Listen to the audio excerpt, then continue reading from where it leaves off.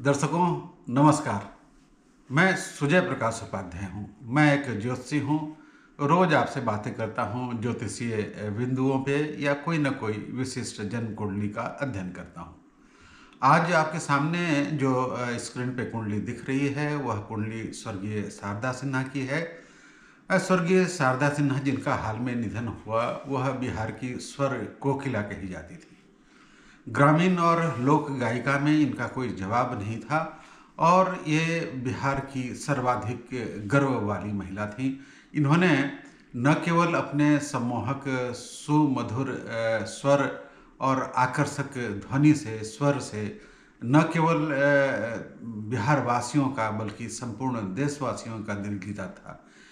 छठ मैया पर विशेष रूप से इनके जो गीत थे वह इतने लुभावने, इतने कर्णप्रिय, इतने हृदय को छू लेने वाले थे कि जब जब छठ की पूजा होगी इनकी गीत गूंजेंगे और इनकी स्मृति लगातार अनवरत निरंतर हमें परेशान करेगी और उनकी याद दिलाएगी। उनकी स्मृति में हम निश्चित रूप से थोड़ा दुखी महसूस करेंगे। ऐसी गायिका की जन्म कुंडली का विश्लेषण आज हम करने वाले हैं और देखने वाले हैं कि क्या इनके जन्म कुंडली में इस तरह की स्वर साधना, इस तरह की सरस्वती की कृपा, इस तरह की जो गायिका है उससे संबंधित कोई योग थे या नहीं।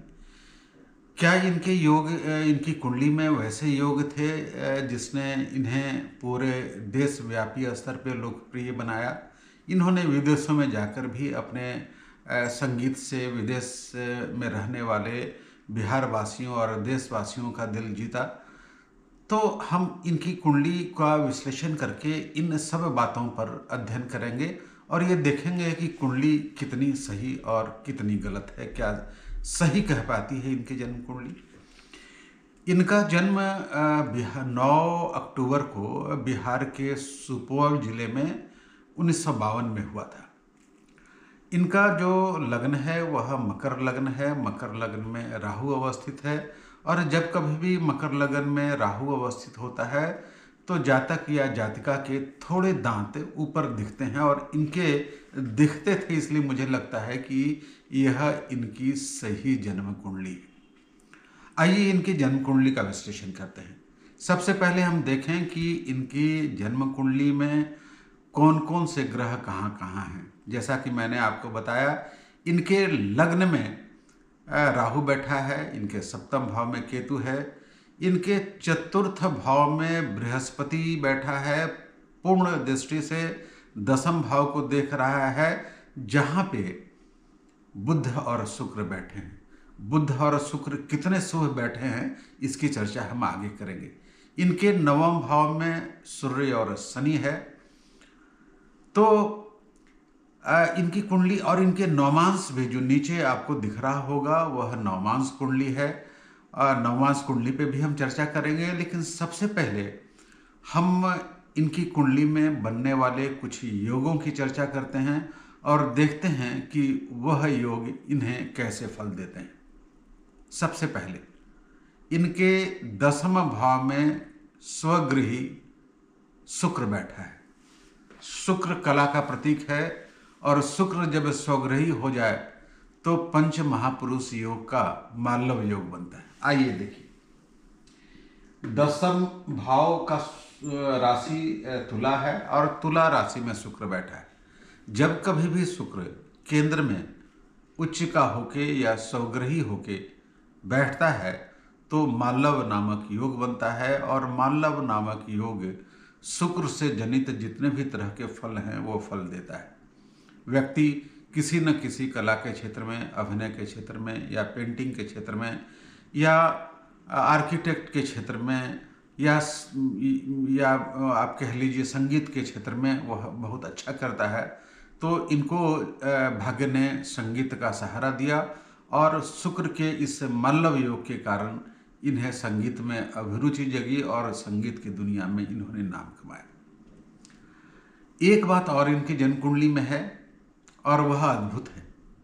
किसी भी कला विशेषज्ञ का, चाहे वह पेंटर हो, चाहे वह म्यूजिशियन हो, चाहे वह एक्ट्रेस हो, एक्टर हो, अभिनेता हो, अभिनय की दुनिया का आदमी हो, वह सरस्वती योग यदि उसकी कुंडली में बन जाए तो यह मालव योग और सरस्वती योग का मणिकांचन संयोग आदमी को कला के क्षेत्र में बहुत बड़ी ऊंचाई देता है।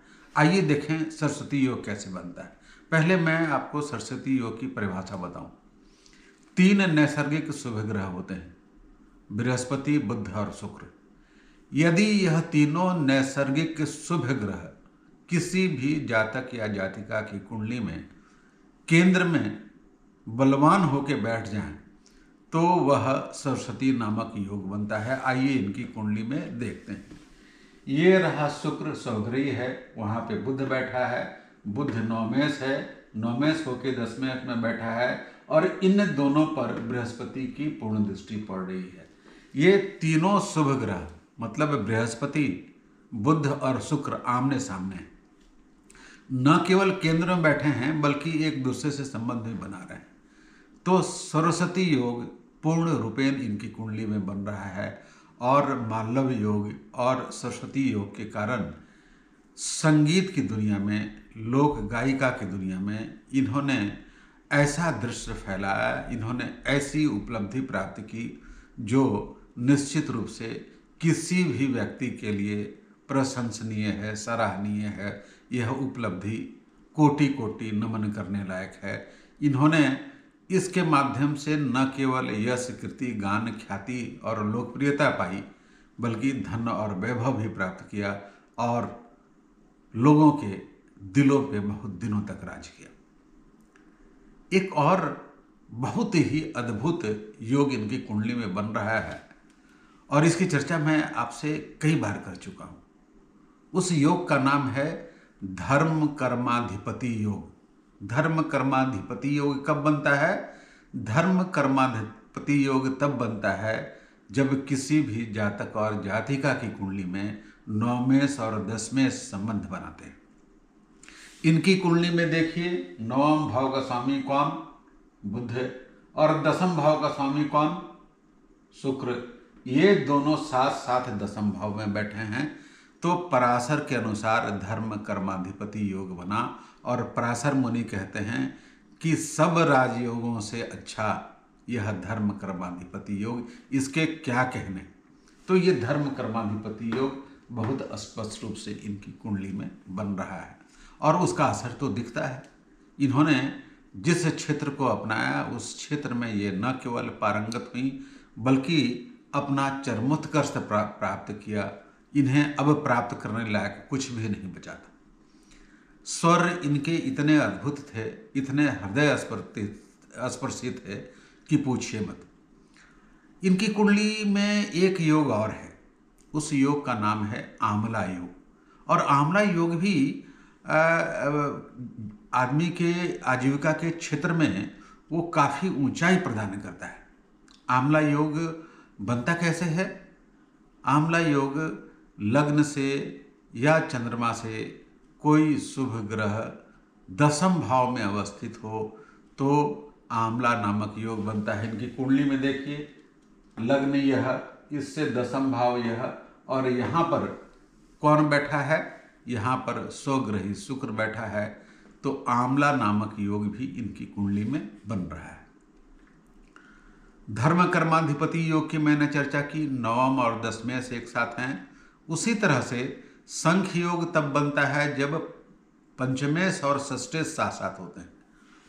संयोग से इनका नौमेश दशमेश जो है वही पंचमेश और षष्ठेश है, मतलब बुध और शुक्र। पंचम भाव का स्वामी शुक्र, छठे भाव का स्वामी बुध। ये दोनों कहाँ? ये दोनों केंद्र में, ये दोनों 10वें भाव में संबंध बनाते हुए तो शंख नामक योग भी इनकी कुंडली में बना।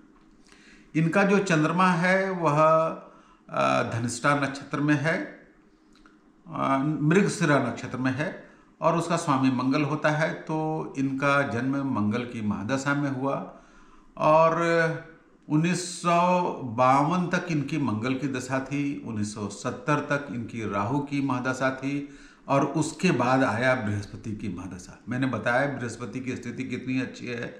तो 86 तक, 1970 से 1986 तक बृहस्पति की महादशा थी।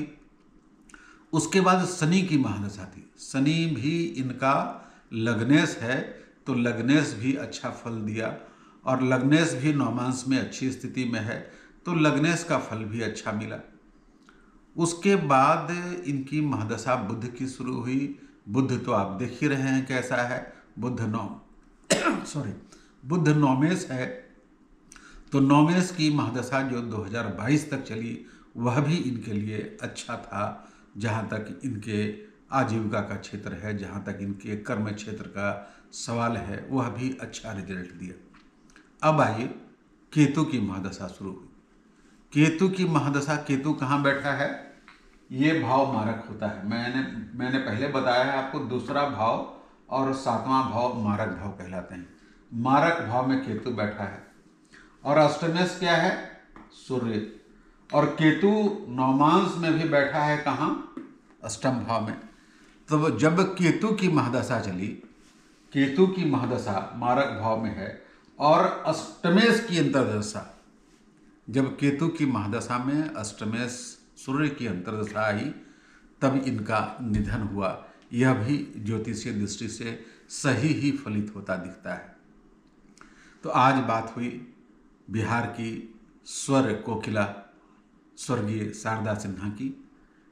ये मेरी उनकी मृत्यु पर देने वाली श्रद्धांजलि ही समझिए इस वीडियो को। मेरा वीडियो आपको अच्छा लगा तो इसे लाइक कीजिए, सब्सक्राइब कीजिए, और अपना आशीर्वाद लगातार अनवरत निरंतर देते रहिए। आपका बहुत बहुत धन्यवाद।